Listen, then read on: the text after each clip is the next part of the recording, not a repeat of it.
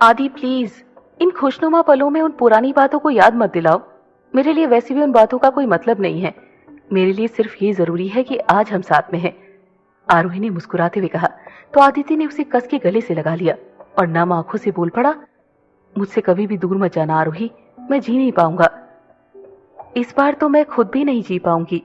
आरोही ने नम आंखों से आदित्य को कस के पकड़ते हुए कहा और फिर खुद को संभालते हुए आदित्य को बाहर हॉल में लेकर आ गई।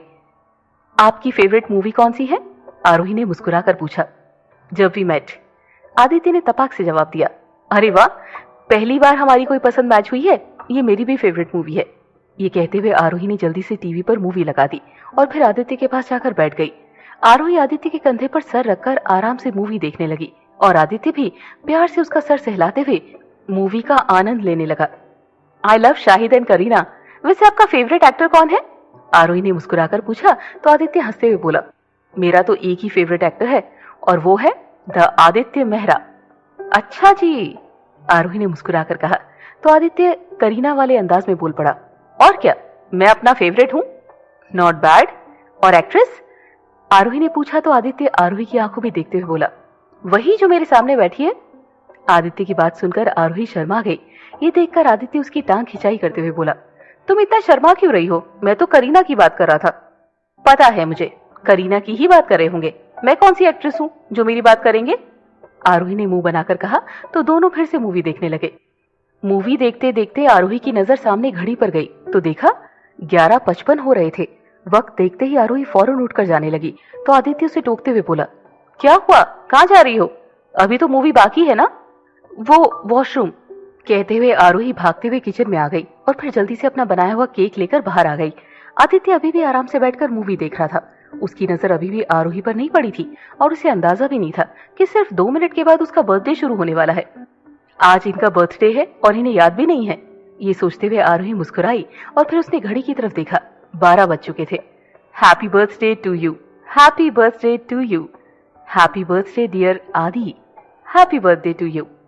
आरोही हाथों में केक लेकर मुस्कुराकर बर्थडे सॉन्ग गाते हुए आदित्य के सामने आकर खड़ी हो गई और ये सब देखकर आदित्य सच में हैरान रह गया। ओह माय गॉड, आज मेरा बर्थडे है। मैं भूल कैसे गया? मैं तो कभी नहीं भूलता। आदित्य ने अपने बालों में उंगलियां डालकर हैरानी से कहा तो आरोही मुस्कुराकर बोल पड़ी, चलिए पहले केक कट कर लीजिए, फिर बाद में याद करिएगा कि कैसे भूल गए। आरोही केक टेबल पर रखकर मोमबत्तियां जलाने लगी और आदि प्यारी सी मुस्कान करते हुए उसकी तरफ देखने लगा।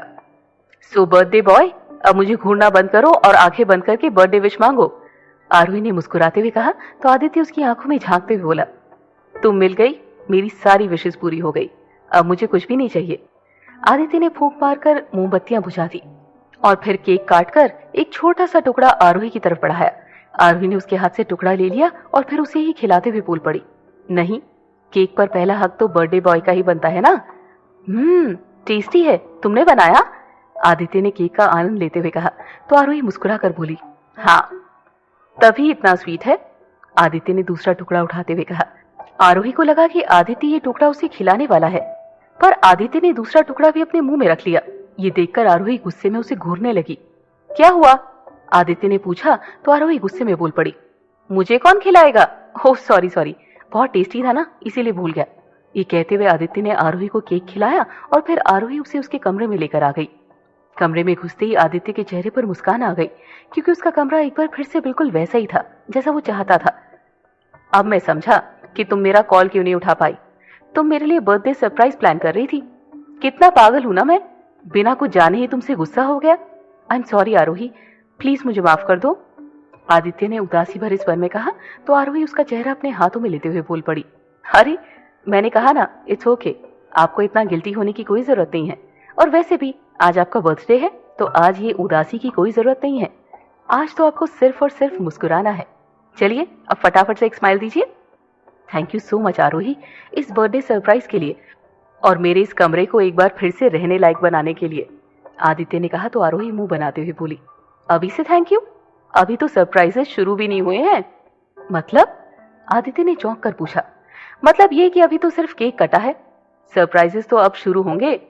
ये कहते हुए आरोही कमरे में मोमबत्तियां जलाने लगी और आदित्य हैरानी से उसे देखने लगा। सारी मोमबत्तियां जलाकर आरोही ने कमरे की बत्तियां बंद कर दी और पूरा कमरा मोमबत्तियों की रंग बिरंगी रोशनी से भर गया। ये सब देखकर आदित्य मुस्कुराने लगा।